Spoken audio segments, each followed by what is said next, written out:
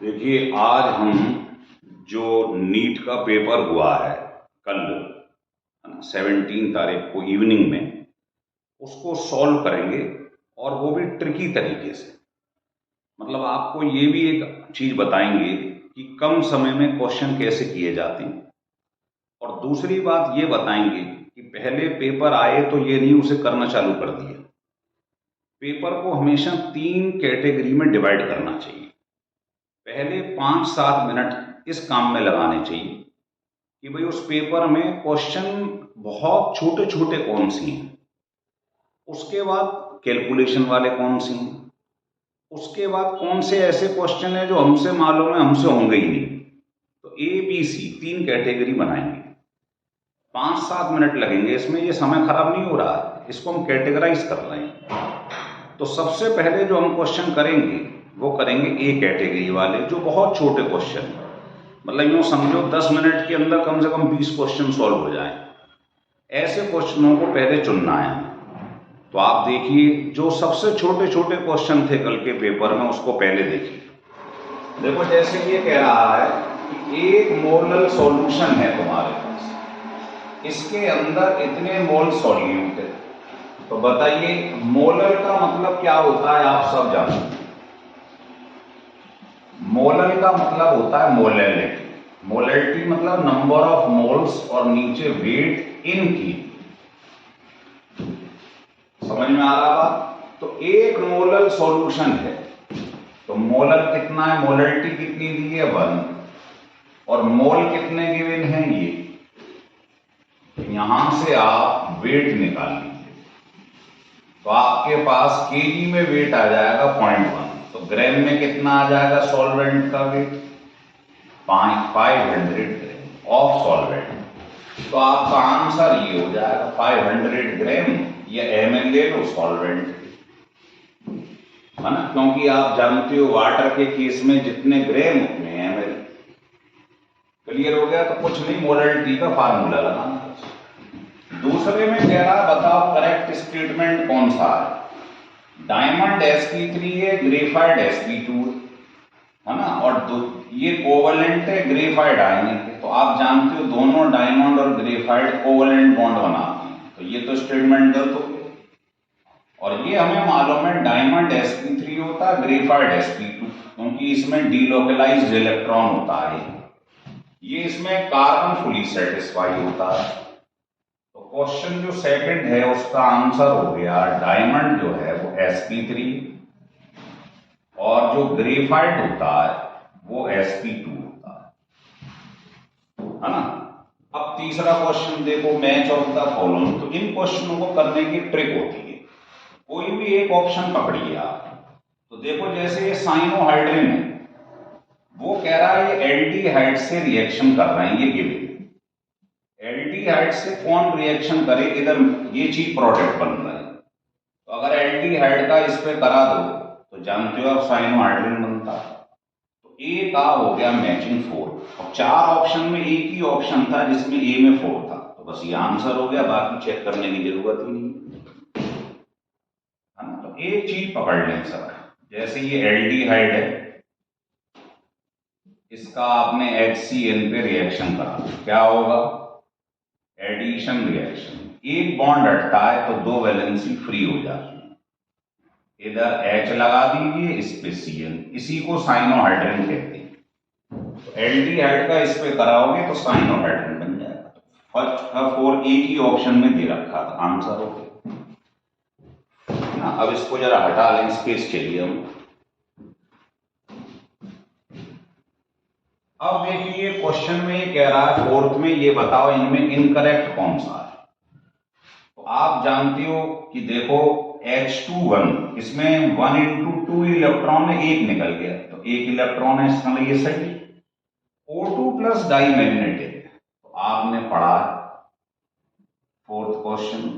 देखो 8 into 2 16, एक निकल गया 15। तो जिसमें ये ऑड आ जाता है वो हमेशा पैरामैग्नेटिक है ना। तो इसलिए ये क्या है, ऑड आ जाए इनका सम तो पैरामैग्नेटिक, लेकिन ये कह रहा है डाई, तो यही स्टेटमेंट है जो इनकरेक्ट अगला क्वेश्चन कह रहा IUPAC नेम बताओ 119 का। तो 119 का, तो 1 को क्या कहते हैं आपने सुना होगा, 1 को कहते हैं अन, फिर दूसरे 1 को भी अन, और 9 को कहते हैं EN, और लास्ट में आपको बता रखा है IUM ऐड कर दो, तो इसका नाम हो जाएगा अन अन ENN IUM। तो इसका आंसर ये हो जाएगा। ये बहुत छोटे छोटे क्वेश्चन है एक लाइन में। अगला क्वेश्चन कह रहा है सॉल्यूशन 6 में कि हमको ये ऑप्शन दिए, बताना है सबसे ज्यादा लोन पेयर किसमें। तो आपने सुना है XCF2 जो होता है इसके अंदर 3 लोन पेयर होती है। क्यों? आपने कैसे भी बना लो XCF2 जैसे चाहिए। अब आप बताओ, इसके बाहर 8 इलेक्ट्रॉन होती है, एक इधर शेयर करा एक इधर करा, तो कितने बचे रह गए इसके पास? 3 लोन पेयर। भाई 8 में से 2 एक इधर शेयर एक इधर शेयर, तो 6 बचे रह गए, मतलब 3 लोन पेयर, और 3 से ज्यादा कभी किसी में लोन पेयर नहीं होती। तो आंसर ये हो जाएगा, है ना। तो लिख लो, 1-1 मिनट के क्वेश्चन भी नहीं है ये, लिख लीजिए। तो देखिए अब आपको 7th क्वेश्चन बताते हैं। बहुत आसान क्वेश्चन है। देखो ये मैच ऑफ द फॉलोइंग वाले क्वेश्चन है दोनों, ये कुछ नहीं है, इसमें ट्रिक होती है। अब आप जैसे ये देखो, ये आपने पढ़ा है CCM जो होता है इसका वर्क फंक्शन सबसे कम होता है, तो ये फोटो इलेक्ट्रिक इफेक्ट शो करता है, ये बेस्ट मेटल माना जाता है इसके लिए। अब जो 4 ऑप्शन दिए थे उसमें D में 4, D का 4 एक ही ऑप्शन था, तो कुछ करने की जरूरत ही नहीं, आंसर मार दो बस। ऐसे ही इसमें देखो, आप इसको ढंग से देखो, देखो इसमें आपको दिखाई दे रहा है मेटल, तो मेटल के हाइड्राइड जो होती है वो आयनिक होती है, तो एक ही ऑप्शन ऐसा था जिसमें A के सामने 4 लिखा हुआ था और किसी में नहीं था, आंसर हो गया बस। अब इसमें कह रहा है ओजोन का और हाइड्रोलिसिस, इसे कहते हैं ओजोनोलिसिस। इसका आसान सा फंडा होता है, देखिए कि ओजोनोलिसिस के बाद कोई चीज मिले, कौन कौन सी मिल रही है, एक फॉर्मल्डिहाइड ऐसे लिख लो, और दूसरी है 2 मिथाइल प्रोपेनल, तो बस लिखने की स्टाइल होती है, इसमें और कुछ नहीं। ओ आमने सामने रहने चाहिए, है ना। तो 2 मिथाइल प्रोपेनल, तो आपने 1 2 पे मिथाइल और प्रोपेनल, ध्यान रख लो जो भी 2 प्रोडक्ट मिल रहे हैं ओजोनोलिसिस के बाद उनके O आमने सामने रख लो, बस O हटाओ, डबल बॉन्ड लगा दो, आंसर हो गया बस। देखो नंबरिंग करोगे डबल बॉन्ड की तरफ से, तो ये हो जाएगा 3 मिथाइल ब्यूटवनी, 3 मिथाइल ब्यूटवनी, खत्म। ओजोन और हाइड्रोलिसिस के बाद जो मिले उनके आमने सामने O रख लो, हटा के डबल बॉन्ड लगा दो। 10th क्वेश्चन में ये कह रहा है, ये बताओ ऑर्डर ऑफ एनर्जी एब्जॉर्ब्ड, है ना। तो ये सवाल जो है कोऑर्डिनेशन कंपाउंड की, इनका सीधा फंडा है, जिसकी स्प्लिटिंग एनर्जी ज्यादा होती है उसकी कलर स्ट्रेंथ भी ज्यादा होती है, एब्जॉर्ब करने की टेंडेंसी। तो बताइए ये डेल्टा किसका ज्यादा होगा, EN। तो जिसमें बाइडेंटेड लिगेंड ज्यादा होती है, तो जितने नंबर ऑफ बाइडेंटेड लिगेंड मतलब EN ज्यादा है, उतना उसका डेल्टा ज्यादा, कलर स्ट्रेंथ ज्यादा। तो ये हो गया 3 EN, इसमें 2 हैं, इसमें 1 है, तो ये हो गया C, फिर आ गया A, फिर आ गया, ये आंसर हो गया बस। ये छोटा सा फंडा है, कलर वाला क्वेश्चन आ जाए डेल्टा ज्यादा है, डेल्टा किसका ज्यादा होता है, जिसमें बाइडेंटेड लिगेंड ज्यादा हो गया क्लियर, लिखेंगे। देखिए अब ये बचे हुए क्वेश्चन 11, इसमें 2 स्टेटमेंट दिए हुए हैं। पहला कह रहा है Lucas reagent primary secondary tertiary alcohol तीनों देते हैं, लूकास रिएजेंट जो है वो ये दिया जाता है कंसंट्रेटेड HCl और ये, तो हमें मालूम है लूकास रिएजेंट यही होता है, और लूकास टेस्ट से हम इन तीनों को डिफरेंशिएट करते हैं, तो ये स्टेटमेंट सही है। कह रहा है प्राइमरी एल्कोहल सबसे ज्यादा रिएक्टिव है और इमीडिएटली प्रोड्यूस टर्बिडिटी, जबकि हम जानते हैं टर्बिडिटी कौन देता है लूकास टेस्ट में सबसे पहले, टर्शरी, क्योंकि क्योंकि वो सबसे ज्यादा रिएक्टिव होता है कार्बोकेटाइन। इसका मतलब ये सही है और ये गलत है। स्टेटमेंट 1 करेक्ट है, 2 इनकरेक्ट। बस केवल टेस्ट मालूम होना चाहिए। दूसरा, इसका आईयूपीसी नेम लिखना है।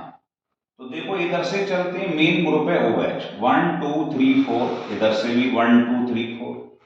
जब OH सेम आ जाए तो फिर ये देखो हेलोजन में अल्फाबेट में कौन पहले आ रहा है, तो ये आ रहा, तो नंबरिंग इधर से होगी, है ना।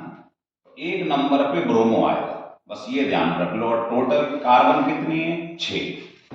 तो आंसर वो लिखो चारों में से जिसमें 1 ब्रोमो लिखा हुआ है, नंबरिंग इधर से होगी, तो आंसर आ गया।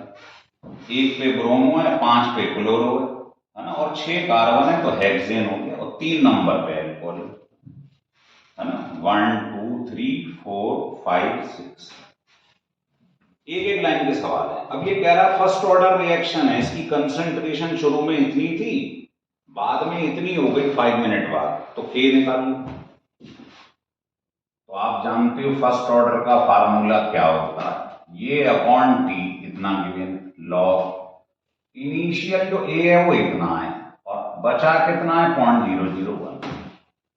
इसको ऊपर ले जाओ, ये हो जाएगा लॉग 100, और लॉग 100 को आप जानते हो 2 कहते हैं। इसको सॉल्व कर लो, ये आंसर आ जाएगा ये वाला। इस क्वेश्चन में कह रहा है 14th में बताओ जो चिरैलिटी है या कायरलिटी है उसके लिए इनकरेक्ट स्टेटमेंट कौन सा है। तो आप जानते हो जो इनेंशियोमर्स होता है डी एंड एल फॉर्म, वो नॉन सुपर इम्पोजेबल होती है, जबकि ये कह रहा है सुपर इम्पोजेबल, तो यही गलत है स्टेटमेंट, इनकरेक्ट बताना। दूसरा कह रहा है रेसमिक मिक्सचर जो बनता है वो 0 रोटेशन शो कर रहा है, ठीक बोल रहा है। रेसमिक होता है D और L इक्विमोलर, तो दोनों एक दूसरे को न्यूट्रलाइज करती है, 0 रोटेशन, सही है। तीसरे में कह रहा है the product obtained by SN2, तो जो SN2 होता है वो इन्वर्जन शो करता है और SN1 रिटेंशन शो करता है, तो ये भी सही बोल रहा है। तो पहला वाला ये जो इनेंशियोमर्स थे वो नॉन सुपर इम्पोजेबल थे, जबकि ये कह रहा है सुपर इम्पोजेबल, तो इनकरेक्ट बताना यही आंसर हो जाएगा। 15th क्वेश्चन में क्या है, 4 चीजों के रिडक्शन पोटेंशियल दी, तो कह रहा है ये बताओ इनमें से कौन सा रिएक्शन ठीक है। तो आप जानते हो कि इलेक्ट्रोकेमिकल सीरीज में जो ऊपर आता है ज्यादा रिएक्टिव होता है वो क्या करता है, नीचे वाले को कंपाउंड में से डिस्प्लेस कर देता है, ज्यादा रिएक्टिव कम रिएक्टिव को फेंक देता है। तो बताइए यहां पर चाहो तो इसे देख लो, जिसका SRP कम होगा वो ज्यादा रिएक्टिव होता है ना। तो देखो सिल्वर में और कॉपर में, सिल्वर का है 0.8, कॉपर का है 0.34, तो इसका कम है कॉपर का, इसका मतलब कॉपर ज्यादा रिएक्टिव है सिल्वर से, है ना। तो आप जानते हो सिल्वर कॉपर को उठा के डिस्प्लेस नहीं कर पाएगा, तो हमें यही बताना था कि कौन सा रिएक्शन नॉट अकर नहीं हो रहा है। तो इसका वही फंडा है, more reactive displace less reactive, ये ध्यान रख लो from its salt. Less reactive कौन होगा, जिसका SRP ज्यादा होगा, मोर SRP, और ये लेस SRP। तो सिल्वर में और कॉपर में, सिल्वर में और कॉपर में हमको मालूम है सिल्वर का SRP ज्यादा है ना, ज्यादा SRP, इसका मतलब इसकी रिएक्टिविटी कम है, सिल्वर की कम है कॉपर की ज्यादा है, तो कम रिएक्टिव ज्यादा को डिस्प्लेस नहीं कर पाएगा। हो गया क्लियर। तो देखो ये क्वेश्चन जो हम पढ़ रहे थे, मैं ये इसके जरिए ये बताना चाह रहा हूं, ये क्वेश्चन इस पेपर में सबसे आसान क्वेश्चन थे जो नॉर्मल बच्चे को कर लेने चाहिए। इसको हम कैटेगराइज हमने किया सेक्शन A में 15 क्वेश्चंस को। अब अगले मैं आपको कुछ क्वेश्चन ऐसे बताऊंगा जो हैं तो इजी, लेकिन उसमें कैलकुलेशन है ना, तो it will take time, ½ minute और 1 मिनट। और ये क्वेश्चन ऐसे थे कि ये क्वेश्चन यूं समझो 10-10 सेकंड में सॉल्व हो रहे हैं। ये तो मैं आपको समझा रहा हूं, अगर आपने खुद प्रिपरेशन की हो तो ऐसे सवाल यूं चलेंगे, खासकर मैच ऑफ द फॉलोइंग वाले। तो पेपर को जब तक 10 मिनट पढ़ नहीं लो, ये नहीं पेपर आया पहला क्वेश्चन लगाना दूसरा लगाना, ये रणनीति नहीं। पेपर लगाने की स्ट्रेटजी ये होती है कि पहले पेपर कोई भी हो जेई का हो, नीट का हो, कोई पेपर हो XYZ, उस पेपर को पूरा पढ़ें। पढ़ने के बाद संग संग कैटेगराइज करें। जैसे आपको लगे ये क्वेश्चन आसान है, हो जाएगा, ए लिख लो। जो लगा हो तो जाएगा, समय लगेगा, उस पर बी लिख लो। जो होगा ही नहीं, दिमाग के ऊपर से निकल रहा है, उसे सी लिख लो, उसे सबसे लास्ट में देखना। तो सबसे पहले ए करने हैं। तो ये हम कर रहे थे क्वेश्चन, ये ए वाली कैटेगरी के, तो आपने देखा ये सबसे आसान क्वेश्चन थे, मतलब आंखों से ही सॉल्व हो रहे थे कई क्वेश्चन। तो अब मैं आपको बताता हूं, इसमें क्वेश्चन जो हो तो जाएंगे आसान है, लेकिन मैंने उसको सेक्शन बी में रखा है क्योंकि उसमें छोटी छोटी कैलकुलेशन है। देखिए देखिए, अब ये सेक्शन बी में हम वो क्वेश्चन लेने जा रहे हैं जो क्वेश्चन सेक्शन ए से थोड़ा सा टफ है, मतलब जिनमें लॉजिक लग रहा है टफ ये भी नहीं, बहुत आसान है, लेकिन थोड़ा सा कैलकुलेशन है, थोड़ा सा लॉजिक है। सेक्शन ए में तो बिल्कुल बकवास टाइप के सवाल है। तो देखिए पहला क्वेश्चन, इसका सॉल्यूशन देखिए। ये कह रहा है जो जल्ढल मेथड होता है जिसमें एस्टिमेशन करते हैं नाइट्रोजन का, तो बताएं किसको यूज करती है। तो ध्यान रख लेना, जो जल्ढल मेथड होता है इज नॉट एप्लीकेबल, किन में नहीं लगता है, नाइट्रो में नहीं लगता है, एजो कंपाउंड में नहीं लगता है, और अगर बेंजीन रिंग में एन आ जाए बीच में तो नहीं लगता, इनमें नहीं लगता है। तो आंसर एक ही बचा दे, इसमें नहीं लगेगा, नाइट्रो में, इसमें नहीं लगेगा और एजो में नहीं लगेगा, तो आंसर ही हो गया बस। ये ध्यान रख लो, ये कंडीशन है, इनमें नहीं लगता जल्द।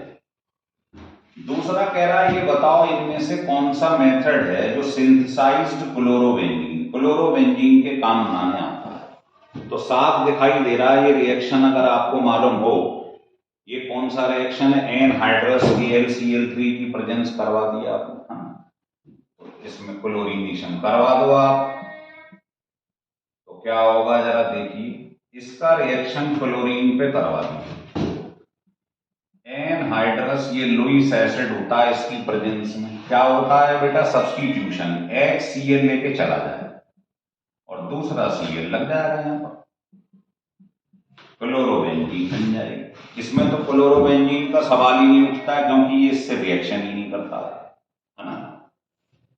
देखिए अगला क्वेश्चन ये कह रहा है, तीसरे क्वेश्चन में ये कह रहा है हमने ग्रिग्नार्ड रीजेंट का रिएक्शन CO2 पे करा है। तो ग्रिग्नार्ड रीजेंट का रिएक्शन हमने CO2 पे करा है। तो ग्रिग्नार्ड के रिएक्शन कैसे कराते हैं देखिए, सबसे पहले ये जो है अपना एक बॉन्ड खोल लेता है, यहां से एक बॉन्ड हट जाएगा, दो वैलेंसी फ्री हो जाएगी। अब आप जानते हो इसमें से O जो होता है वो कैसा होता है, नेगेटिव नॉन मेटल, इसके संग क्या जुड़ जाएगा, ये पॉजिटिव हिस्सा, भाई मेटल पॉजिटिव होता है तो Mg वाला इसके संग जुड़ जाएगा, और R जो दिखाई दे रहा है वो इसके संग जुड़ जाएगा, Mg कैसा है, पॉजिटिव। इसके बाद इसकी हाइड्रोलिसिस हो जाती है, ऐसे लिख दो आप, हाइड्रोनियम आयन, तो क्या होता है ये ब्रेक कर जाता है MgX के बगल से, इधर OH इधर H, RCOOH एसिड बन गए। लेकिन वो आपसे बीच में पूछ रहा है ये क्या बना, ये बताओ, ये पूछ रहा भाई, ये तो बन रहा है लास्ट में एसिड, ये पूछ रहा है क्या है, CO2 के रिएक्शन के बाद, तो क्या बना है देख लीजिए, RCOO minus Mg plus H minus, आपका आंसर ये हो जाए। ठीक है, तो बस रिएक्शन दिखाना है आप। इसके बाद देखेंगे हम सॉल्यूशन फोर्थ क्वेश्चन, जो सबसे आसान है, बस कैलकुलेशन है। कह रहा है इक्विलिब्रियम पे रिएक्शन है, उसका Kc गिवन, तो बताना Kc कैसे लिखते हैं, प्रोडक्ट की कंसंट्रेशन अपॉन रिएक्टेंट की कंसंट्रेशन। अब Kc मेरे को दिया हुआ, ऑक्सीजन दिया हुआ और ओजोन निकालना है, बताइए इससे आसान कोई क्वेश्चन हो।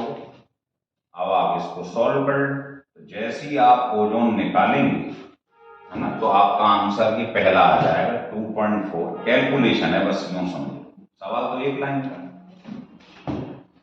चलिए अब आपको फिफ्थ क्वेश्चन बताता हूं। मतलब ये क्वेश्चन ऐसे हैं कि उस सेक्शन ए से थोड़ा सा टफ, क्योंकि इसमें वैल्यू सॉल्व करनी है। ये कह रहा है बोहर रेडियस की बात कर रहा है, तो आप जानते हो आर का एन और जेड से क्या रिलेशन होता है, बोहर पोस्टुलेट में पढ़ा। अब एक बार हीलियम था, एक बार लिथियम है, दोनों का जेड अलग है। पहले क्लास सेकंड थी, बाद में थर्ड है, दोनों का एन भी अलग है, तो 2 बार डिवाइड कर दो। एक एक लाइन के सवाल आते हैं, नीट में टफ सवाल नहीं आते, लोग बड़े बड़े क्वेश्चन करते रहते हैं। तो देखो पहले रेडियस मुझे R1 गिवन, R2 निकालनी, पहले सेकंड ऑर्बिट था, बाद में थर्ड। पहले Z कितना था, हीलियम का Z होता है एटॉमिक नंबर 2 और लिथियम का होता है 3। जब आप इसको सॉल्व करके लाएंगे तो आपका आंसर ये आ जाएगा 158.7 पिकोमीटर। देखो शुरू में आपने रेडियस जो थी पिकोमीटर में ली थी, तो ये वाली भी पिकोमीटर में ही आएगी। तो ये टफ नहीं है क्वेश्चन, 2-2 लाइन की कैलकुलेशन है बस, देख लो। देखिए अब मैं आपको सिक्स्थ क्वेश्चन का सॉल्यूशन बताता हूं। कह रहा है कॉपर FCC है, उसकी सेल एज गिवन है, डेंसिटी गिवन है, एटॉमिक मास निकालना। तो आप सब जानते हो एक लाइन का क्वेश्चन है ना, ये फार्मूला आप सबको मालूम है, ये लगा दीजिए। बस ये ध्यान रख लेना कि ये जो सेल एज है इसको हमेशा पिकोमीटर में रखें, है ना, और दिया हुआ है सेंटीमीटर में, तो इसको आप पिकोमीटर में चेंज कर लें, है ना। सेंटीमीटर तो जानते हैं, एक पिकोमीटर में आपने पढ़ा है 10⁻⁻12 मीटर होते हैं, इतने सेंटीमीटर, है ना। तो बस इस वैल्यू को, Z की वैल्यू बताओ कितनी होती है FCC के लिए 4, ए गिवन है, एवोगैड्रो नंबर तो मैं मालूम, और डेंसिटी ग्राम पर सीसी में गिवन है, सब कुछ गिवन है। इसको सॉल्व कर लो, आपका आंसर जो है ये आता है। फार्मूला बेस्ड क्वेश्चन है, बस वैल्यू रखो। अब ये 7th क्वेश्चन में कह रहा है कि एक 10 लीटर का फ्लास्क है, टेम्परेचर दिया है, वॉल्यूम दिया है, प्रेशर निकालना है। 11th क्लास में आपने पढ़ा स्टेट ऑफ मैटर में, कभी भी प्रेशर, टेम्परेचर की वॉल्यूम इक्वेशन की बात हो, ये लगा दो। याद रखना प्रेशर किस में आता है, हमेशा एटमॉस्फेयर में, तो प्रेशर इसमें निकालना है। वॉल्यूम लीटर में रखते हैं 10 लीटर। बताइए इसके ग्राम दिए पर रखने हैं मोल, तो मोल होता है वेट इन ग्राम अपॉन ऑक्सीजन का मॉलिक्यूलर वेट। आर की वैल्यू कभी देगा नहीं, याद रखना। अगर प्रेशर एटमॉस्फेयर में है तो गैस कांस्टेंट की वैल्यू ये रखते हैं, और टेम्परेचर किस में रखते हैं, केल्विन। इसको सॉल्व कर लो, इससे आ जाएगा आपके पास प्रेशर इन एटमॉस्फेयर। पर वो कह रहा है नहीं, बार में निकालो। तो वैसे तो बार और एटमॉस्फेयर लगभग सेम होती हैं, लेकिन एग्जैक्ट निकालना हो तो एक एटमॉस्फेयर में कितने बार होते हैं। तो जैसे मान लो जो भी एटमॉस्फेयर आ जाए, मान लो कुछ एटमॉस्फेयर आया, उसमें इसका मल्टीप्लाई कर दो तो बार में आ जाएगा। तो इसको आप जब सॉल्व कर लेंगे तो आपका आंसर क्या आ जाएगा। कुछ नहीं है, बस वैल्यू रखना सीख लो। प्रेशर एटमॉस्फेयर में, वॉल्यूम लीटर में, ये मोल है, weight upon molecular weight. R की वैल्यू ये फिक्स होती है गैस कांस्टेंट की, और टेम्परेचर केल्विन। इससे प्रेशर एटमॉस्फेयर में आएगा, इसका मल्टीप्लाई कर दो, बार में आ जाएगा। और समझ में? चलिए अब आपको क्वेश्चन नंबर 8, मतलब ये क्वेश्चन बता रहा हूं कि हैं तो हल्के, बस कैलकुलेशन है, इनको सेकंड राउंड में करना है। अब ये देखो, इसे यही कर देता हूं। साइनाइड का ये होता है स्ट्रॉन्गेस्ट रिड्यूसिंग एजेंट। तो जब आप इसका रिडक्शन करवाएंगे साइनाइड का, तो क्या होता है जरा देखिए। इसका रिडक्शन, तो यहां से एक बॉन्ड हटता है, 2 वैलेंसी फ्री हो जाती है। फिर चूंकि ये स्ट्रॉन्गेस्ट है, लिथियम एल्युमिनियम हाइड्राइड, तो फिर एक बार बॉन्ड एक और हटता है, फिर दो वैलेंसी फ्री होती है। रिडक्शन मतलब एडिशन ऑफ H, ये बन गया है। अब इसका करा दो NaNO2HCl। तो आप सब जानते हो कि जो NH2 होता है, इसका अगर मैंने इस पे करा दिया तो आप जानते हो सब क्या बनता है, ये बनता है डाइओनियम। ध्यान आ रहा, N2Cl, बहुत माना हुआ रिएक्शन है, इसे डाइएजोटाइजेशन कहते हैं। फिर कह रहा है इसकी हाइड्रोलिसिस करवा दो। तो इसकी हाइड्रोलिसिस जब करवाती है, याद करो, तो क्या होता है, N2 बाहर निकल जाता है, HCl बाहर निकल जाता है, OH बचा है वो लगा दो। तो यही आपका आंसर है, ये आंसर हो जाएगा, ये वाला। आ रहा है समझ में? ये CH2 लिखा है ना, अंडरस्टूड है, कार्बन है, 2 H।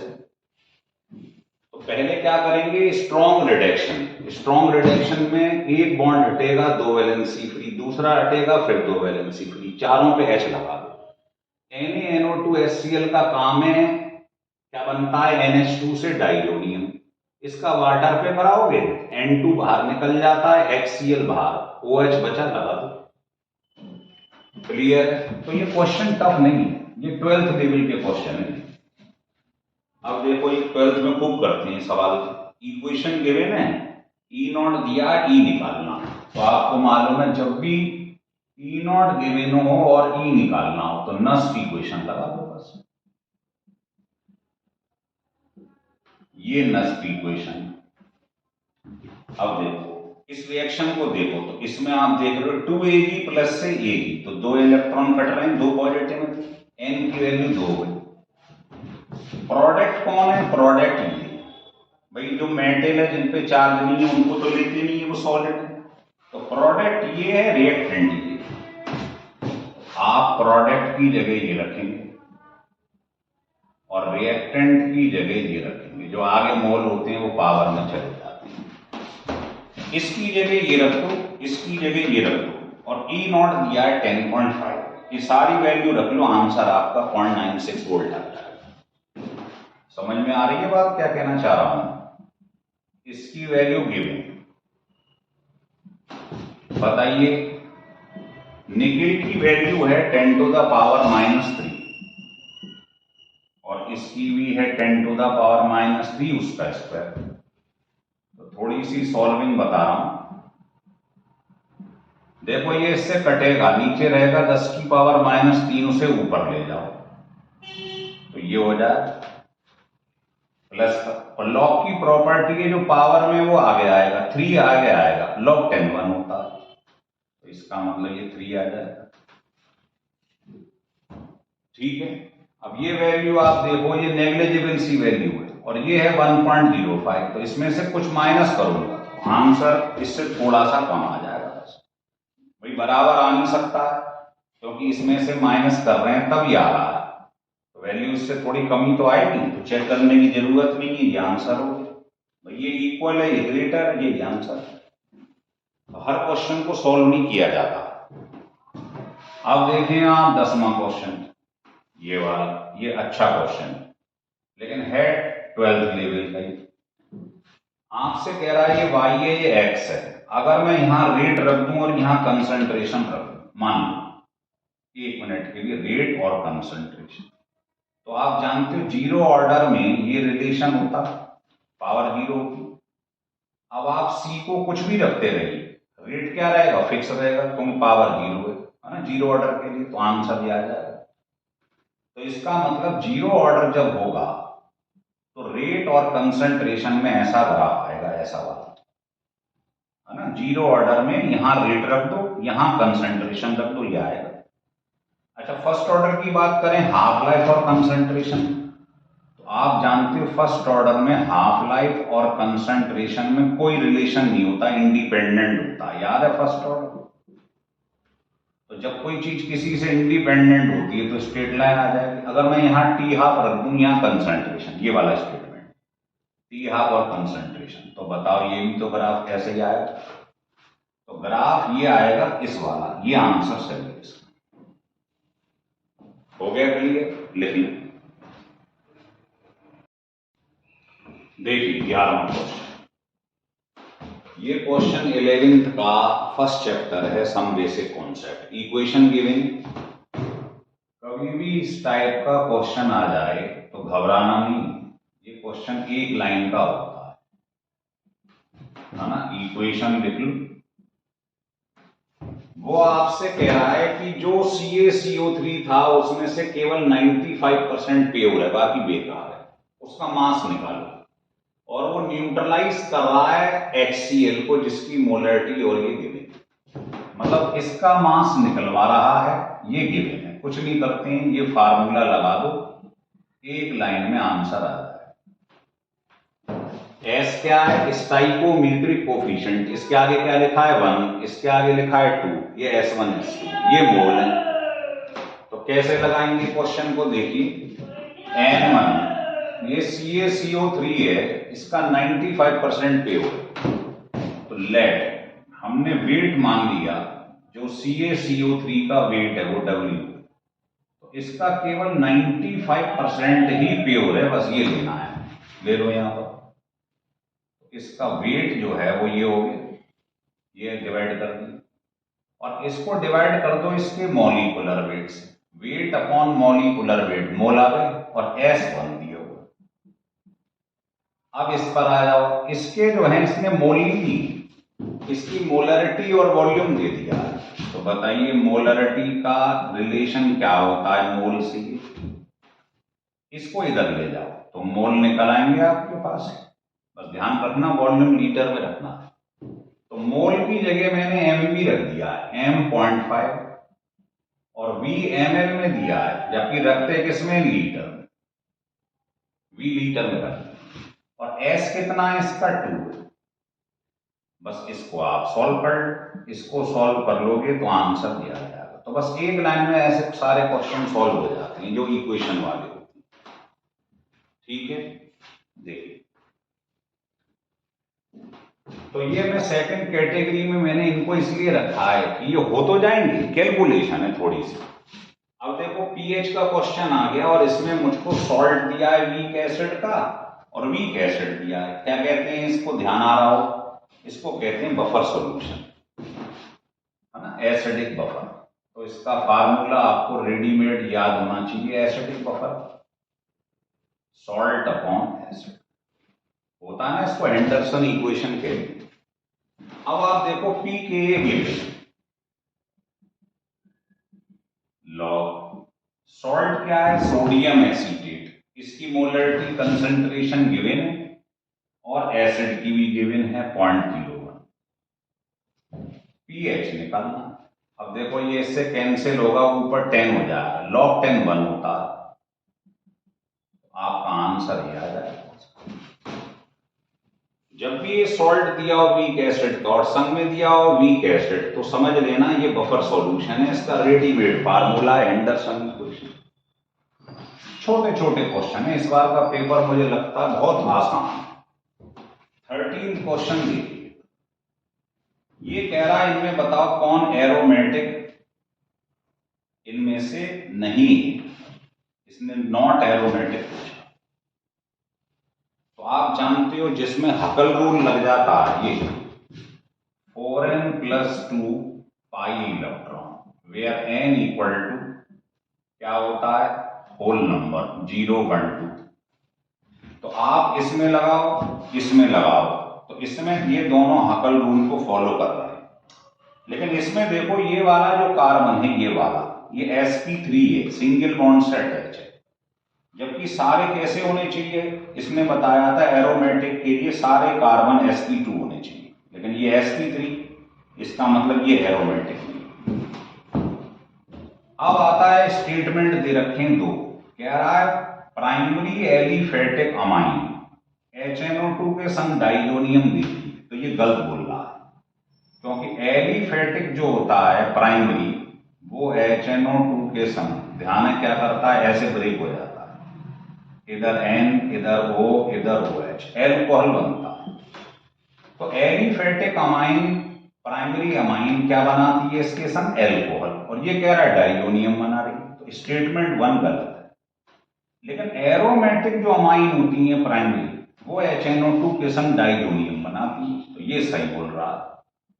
जो एरोमेटिक प्राइमरी अमाइन है, ये HNO2 के संग आपको मालूम है इसे डाईएजोटाइजेशन कहती है, डाइजोनियम बन जाता है जो कि एक स्टेबल कंपाउंड है।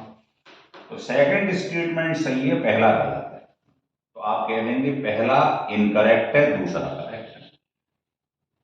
तो ये मैक्सिमम क्वेश्चन मैंने आपको दो कैटेगरी में डिवाइड करके दिखाए हैं। बाकी कुछ क्वेश्चन है वो तो रटने की है ना, पॉल्यूशन वॉल्यूशन के सवाल। तो मैक्सिमम क्वेश्चन करने की कोशिश करिए। अगर ये वीडियो आपको अच्छा लगे, पूरा देखना है आपको, जिससे आपको सबक मिले आगे की तैयारी कैसे करी जाती है, कैसे इसे डिवाइड किया जाता है 2-3 सेक्शन में। अगर ये वीडियो अच्छा लगे तो इसको सब्सक्राइब और लाइक जरूर करिए।